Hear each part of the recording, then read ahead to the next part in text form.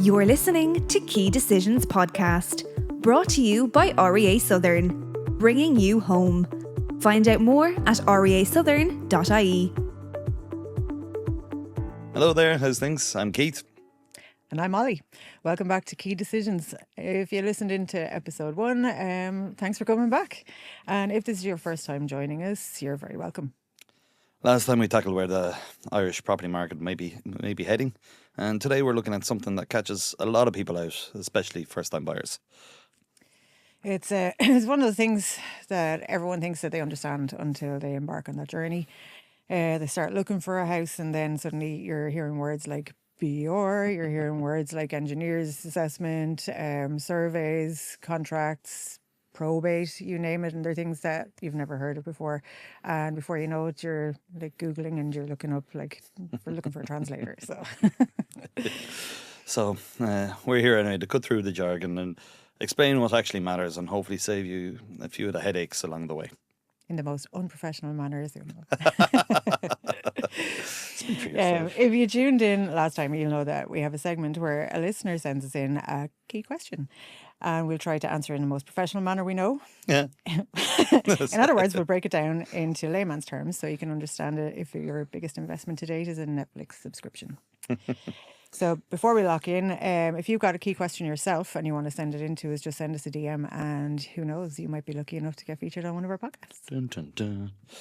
So this month's key question: what are the biggest mistakes people make when buying a property? Ollie. Are you passing this across to me because you don't know, or because Excuse me? I've many leather-bound books, and my apartment smells of rich mahogany. Mistakes that people buy? So I suppose one of the main things that we would see is people don't like. It's quite obvious to us, but to anyone who's embarking on their journey for the first time, they don't really know what order they need to do this whole process in. So they don't know whether the first thing they do is go looking at a house. They don't know whether to go speak to a mortgage advisor first. They don't know, it's a minefield really for somebody who's going into this for the first time. But I suppose the biggest mistake is not going and speaking to a mortgage advisor first. And I was going to hit you on that. Would you prefer a mortgage advisor or just go straight to the bank, and why? Personally, I would recommend anybody to go to a mortgage advisor, to a broker. We're very fortunate here in Carlow. We have Lydiard Financial and we have Long Financial, are two absolute, they're long-running family-run businesses. And so there's it's kind of a number of factors here. One, they deal with a number of financial institutions. So you have a better chance of getting A, approval, B, the best rate. Not only that, but similar to what we do in our business, we handhold throughout the procedure. So banks are going to get paid regardless. Yeah. You've got a broker who's going to get paid when the deal is done. And it's not only that, but I think especially in a town like Carlow, there's a community kind of environment. So you'll go in and you'll speak to, say for instance, you go in and you speak to Shirley in Lydiard's, and she's going to sit you down. She's going to tell you not only the things that you need to hear, but the things that you want to hear, as in things that it's not common knowledge. So things that you're going to have a checklist. You're going to get that from your bank, but you don't have the little nuggets of information that you're going to get from somebody who's seeing this day in, day out.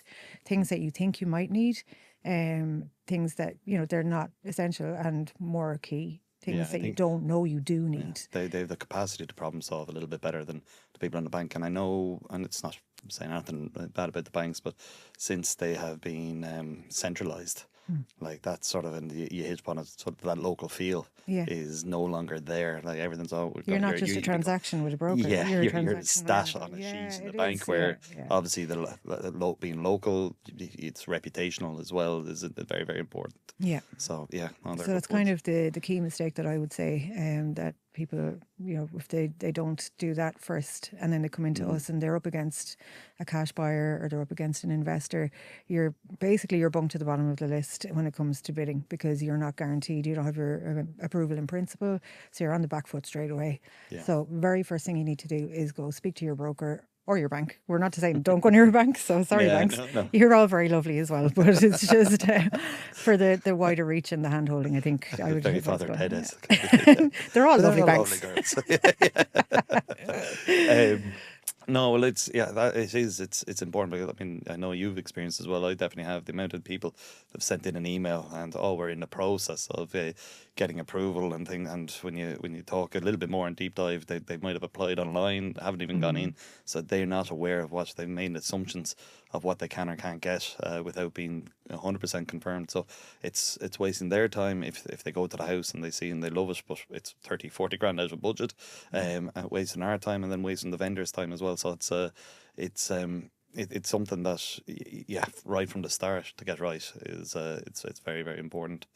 I suppose the way I'd look at it, I'm going further ahead, is some of the mistakes I feel people make is new homes and second-hand homes, and and I was one of those people. I bought a new house, thought it was lovely and shiny, it's all magpie and everything, but didn't take into account cost of tiles, cost of wardrobes, cost of flooring. Thanks, Mum, Dad. But there was just a huge extra cost on top of the initial purchase of the house that I never took into account. So, yeah, and it's one thing I think when people do look at it, when you're going to view a house, if it's a second-hand property, take into, if you like the tiling, if there is the built-in wardrobes and all that, factor that into the costing as well, because a lot of people just look at that end figure, have a property of 300, that's what they're looking at. They're not adding on the white goods and all that. So even if you don't like it, it's something, as long as the house isn't catastrophic, it's something you can work at. You know, as long as it's cosmetic work, it might not be your first choice, but it's there. And you've got so much expenditure, as you say, when you're moving into a house for the first time. So much expenditure there. So if it's something that they might not be your choice of something, but it's not hideous. Not the bright pink. Going back to the last one. Sometimes it works. But no, it's something that you can chip away at, and it's something you can park down the list and prioritise other things that need to be done. One of Harry's, I remember he had a 5-year plan, and I believe he's in year 12 of that plan. But it's still it's important to just look and anyone who knows we listen to this is like, what are you talking about? You're the worst person when it comes to savings and money. But I suppose if I had this information close to hand at the time of purchasing, I might have looked at things far, far differently and gone, okay, well, I can get a house for 40 grand less or 50 grand less and have everything there and have that. Well, my parents would have had that extra money in their pocket. That many other people are. There's a lot of nodding heads right now, I'd say. So just from my personal point of view is definitely really sit down and think of what you want. And yes, the new and shiny, and there's loads of little grants out there for the new houses. So obviously what you're paying for initially isn't really, it's not the final price point, but what you can get from the second hand, and also those areas then they're settled areas, mature areas, so you'll know what the estate is like a bunch of new people moving in together mightn't always work out. So it's that would be, but there's always a plus to that as well, where you can all sit together on your blank floor because you can't afford the furniture. It's a nice way for the neighbourhood to get together. Very nice. So but yeah, it's I just think decision making, sometimes people go in and they kind of goes back to that getting your bank sorted and getting the finances sorted from the start. You're all starry eyed going in going, oh look, I love this house, love this idea, but really just being a little bit more I feel like such a fraud saying practical, because I know who I am. But you didn't go to a broker, did you? You went to a bank. Because if you went to a broker, your broker would have told you that. They would have weighed up the options for you. Yeah, no, I went through a broker. I was the last person to get, I think, got a 95% mortgage, permanent TSB. He's since passed away, unfortunately, but he actually hasn't. He's just run. It for me. Well, I mean, that I was his Everest. There's no way I should have. You're many people's Everest, Pete. But anyway, moving on. Have you ever heard the saying, "If the walls could talk"? Well, trust us, we've got plenty of stories that could fill a few walls. So this is the part of the show where we dive into our topic. We're going to break down all the tricky terms, and we're going to put it into plain everyday language. Keith, want to give it a go? I'm good at language. Well, I suppose we talk about the sales that we're going to be hitting on, sort of before you buy and before you sell. So one of the things that we've noticed in the office and that we've cleaned up is the communication. And it is key. And I know you've talked about the sort of the auctioneer jargon and all that. So we tend, from a seller's point of view, we set up a WhatsApp group. And we have all the agents involved and all the vendors, which are the owners, involved in that group. So all information, they're not going to be getting multiple emails from 2 or 3 people in the office stating the same thing. There's also any like BER certificates that you'll need to have before the house, if the owner's got to look after it, or if they've instructed us to look after it. So that'll be one thing. We also look for the NPRN number, GPRN number, that just makes the transition. That's for gas and electricity. That's also utility. something people don't actually think of. Yeah. It's something that, So, and it's just the transition of the sale at the end. So we're trying to do a sort of a one-stop shop, I suppose, for it.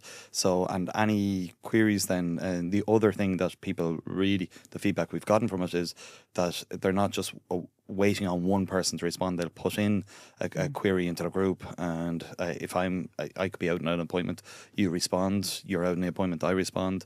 Same with Harry, comes in with a few bits and pieces himself as well. So there's always somebody at the end, and that was the biggest issue people had, was the communication when it sort of came back in my second coming. Yeah. Property Jesus.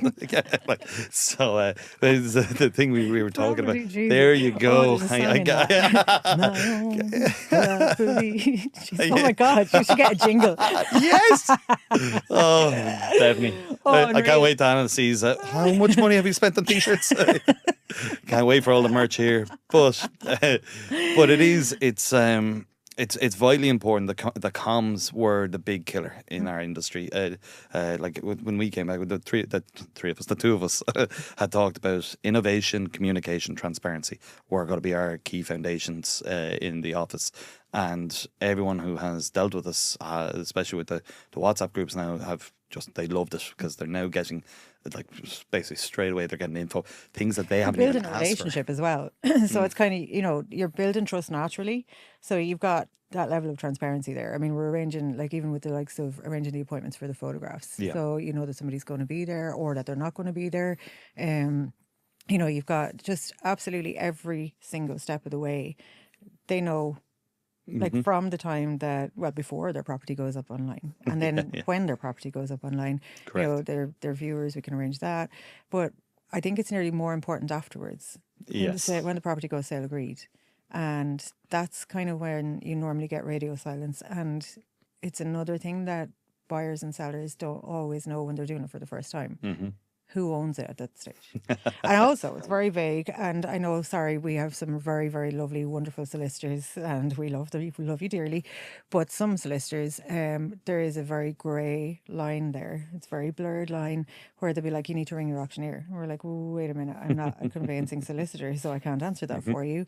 But no, and that is kind of, thankfully, isolated incidents. But we do take that out of it as well, because we have that 2-week grace period where nothing really happens, and then after that we take. Yeah, but even explaining, like, we say the SANs are going out, and what is that? That's a sales advice note. yeah, that's no it. jargon. No jargon. If we had the jargon jar here, I'd be in trouble. But what's a sales advice note? There you go. Just the introduction of the two. So trying to catch me out. Yeah. But things like that people don't understand, and they wouldn't be aware of.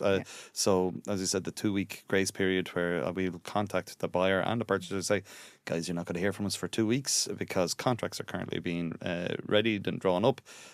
We will have reached out to the vendor solicitor beforehand, just to say, look, it is agreed. So they will hopefully, before that, have gotten the title deeds from banks anyway, if they needed to get them. But then we say, 2 weeks, you won't hear from us. And then we normally have communications on a Tuesday or a Wednesday, just to follow up once a week for both parties. So they don't have to chase us for information. And even if we have no info, they still like being kept at the loop. That's it. But if you can get in there before a problem arises, or when you can see something, there's something brewing there. If you get there ahead of it, that it's more likely that we can actually resolve it than if it's just left and nobody's chasing up on it. And then there's the ownership of it as well. So if we can get in there and kind of manage that. So it's something that we do well. Yeah. No, look. Well, we can't be good at everything. Like, look, Podcasting is clearly not our thing, but you know. But there's no. But look, there's many good auctioneers out there from a sales point of view. There really is. So we had to try and niche ourselves and look at where there was perceived shortcomings in the industry, and this was one of them that I'd hold my hand up, and I'd say we have to be one of the best in the town at the communication. Because we have 3 people in the office there that are in constant comms with a purchaser or the vendor, but more than likely the vendor with the WhatsApp group. So it's it was one of our better decisions. One of our better decisions. So we'll okay. Next up, we're going to have Keith is going to tell us a little story about this week's section of If Walls Could Talk. I'd say 15 years ago, I was over in Harry got in a property over in the brewery, never been in it and all that, and he'd given me a fairly brief description of what it was. It was meant to be empty, and it was a previously rented property. So we rocked on over and got there early, and I got the call from the guys outside. Had to go down and let them in. Went up to the top floor, jiggling around the lock for ages. Eventually opened up the door, went in. Fantastic looking product. Geez, we've really underpriced this. And walking around all fine, going into the bedrooms and things. Probably should have noticed that there was a 3rd bedroom and not a 2-bedroom like we'd advertised.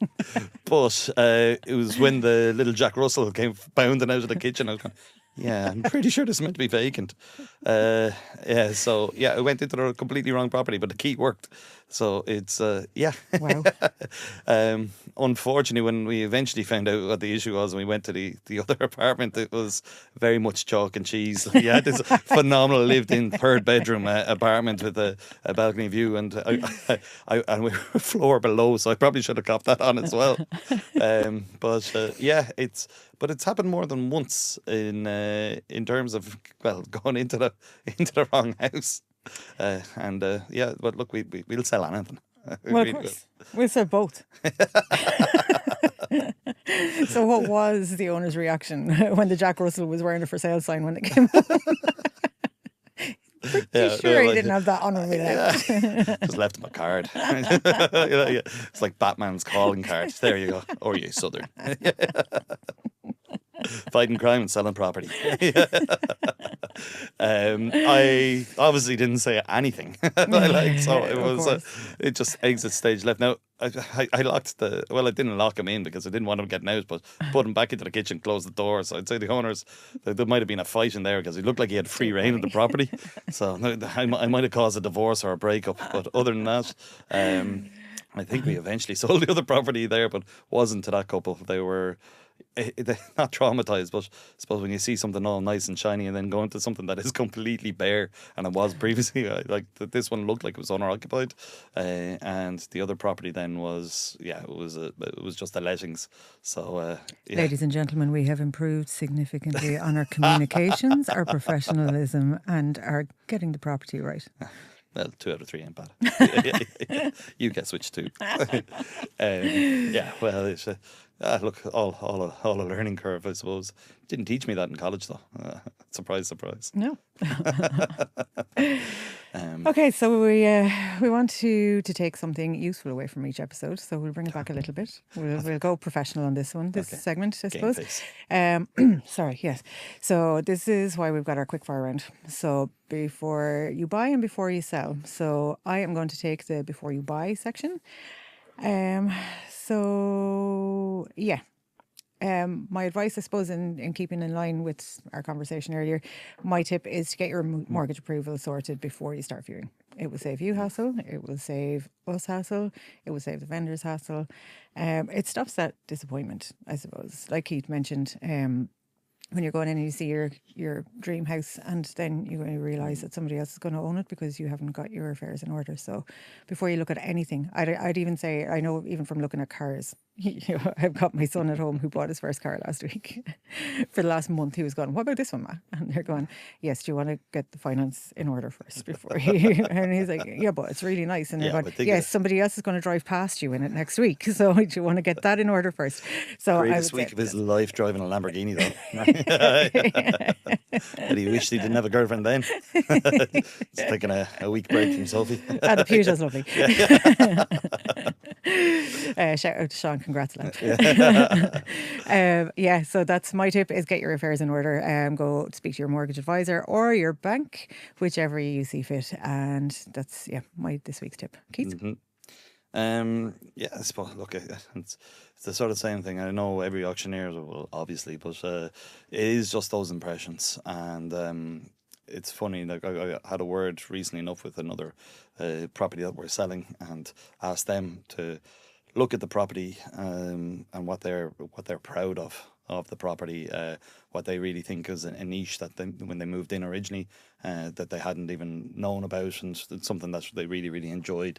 So that was the first thing from an informational point of view for us, because we'd see the house through normally first time ourselves. That's what I was just going to say. If you've got a key feature, a key selling point when you're going to sell your house, tell us. Because we're walking into houses all the time. And while we walk in and we go, "Wow, this place is gorgeous," or "There's a crack in that wall," or "There's whatever it may be," we might not see the special features that you've added in or things that you have made your own. So, sorry, Keith. Absolutely. No. But look, it is. It's very true, because, and we look past it. There's sentimental things as well. Like even out in one of the houses we had a good few years ago, there was a little plaque out. There was a plaque outside of the sort of pets gone past and all that. I remember that lovely one with the apple, with the orchard, the garden. Remember the lady that moved in? I think it was over in oh my gosh, was it Wolf Hill? No, it wasn't Wolf Hill. No, the Swan. The Swan. Yeah. Remember that lovely one? So Exactly. This So lady's husband had passed away, and he had taken such pride in his garden, and the lady who bought it renamed the garden in honor of that lady's husband who passed away, and that was just such a lovely story. That has never left me. And it's like, and I know, okay, investors buying properties will be thinking with their heads more than their hearts and all that, but it's a continuance of a chapter of somebody else's life. So one person might move out, another person add that little bit extra to the house as well, and it's always nice to leave that bit of a legacy and all. So getting those little sort of special points and giving them to your agent, going, "Well, look, this is what I love about it, and this is why I love about it." So they might be able to rephrase it, or if it's done beautifully, just keep it as in. So that's a big one. And then just the small improvements. And I know we touched on it last week, but just like going around the house, sort of painting. The one thing, like if it doesn't need to be painted, don't feel pressured into just completely freshening up, because some people get very, very nervous going, in a second, there's a fresh paint smell here. Where's the mold? But if there is, like in some cases we do before and afters and all that, just going so people aren't nervous going, "Oh no, there was mold there," or not. But little touch ups and all that. Don't make the house completely sterile either.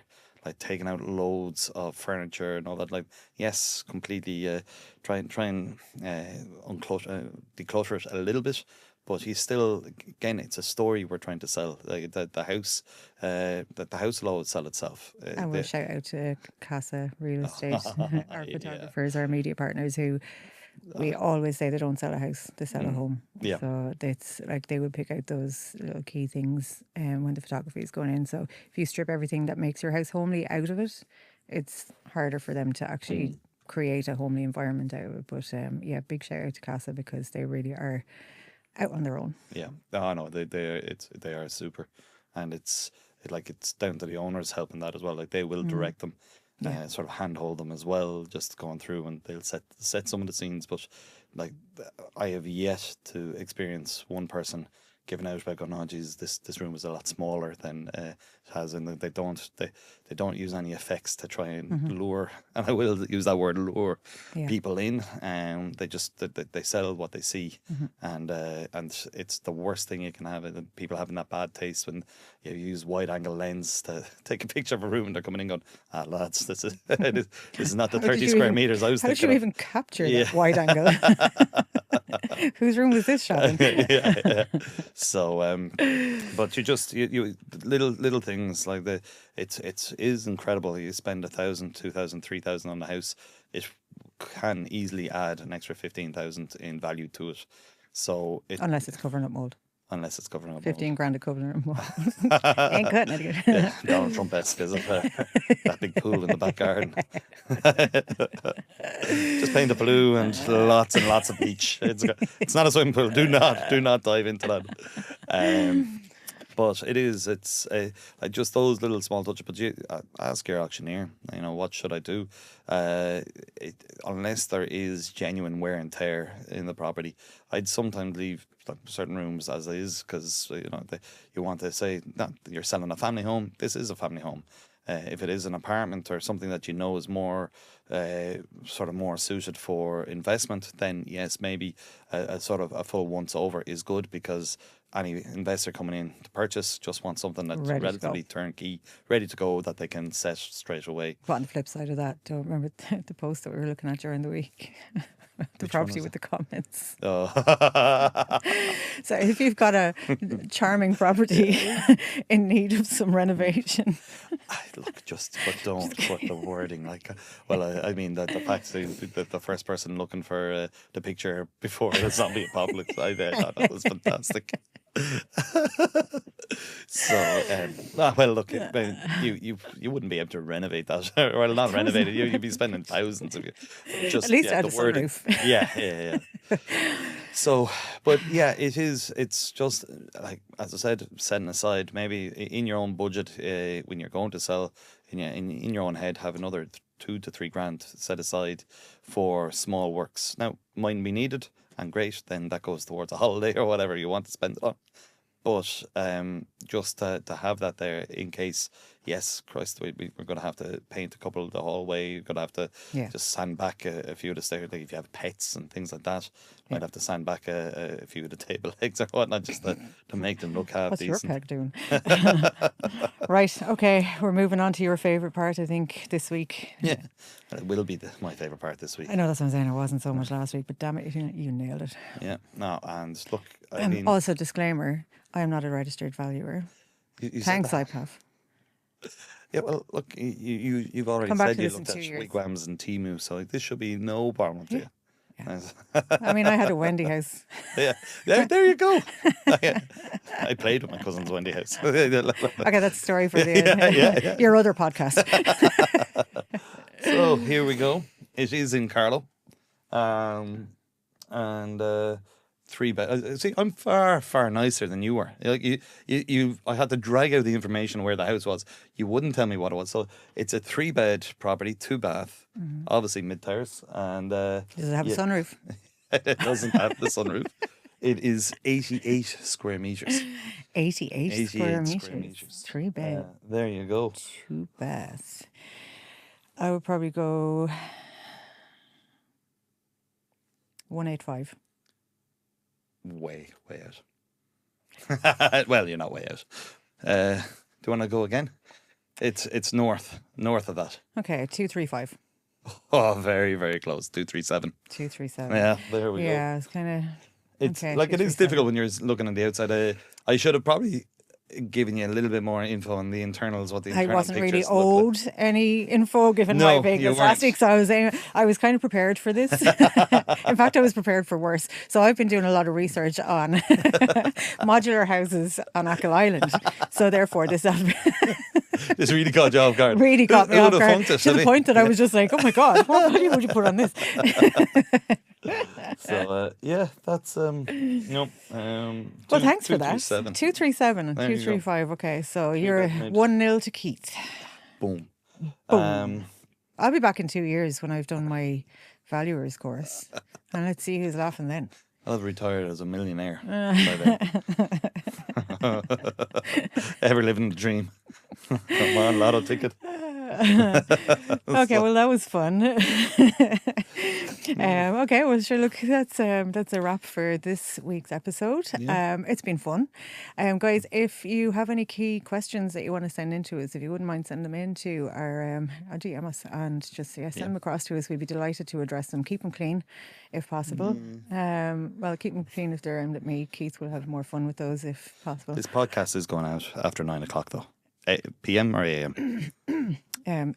Okay. Well, Yeah, then sorry, keep we'll them strip clean. back. Anyway, send in your questions. We would love to, genuinely, we'd love to answer your questions. So we realise this is quite a huge decision, quite a huge task, quite a huge journey. So feel free to send us in any questions that you want answered. There's no such thing as a stupid question until we get back to the office and laugh at it. Yeah, Thanks, but guys, you'll never for know that we're listening. laughing And at look, you. also share it out with your friends because we love to get it out there further. So thanks again. Talk to you Thanks, next time. guys. See you then. You've been listening to Key Decisions Podcast, brought to you by REA Southern, bringing you home. Find out more at reasouthern.ie.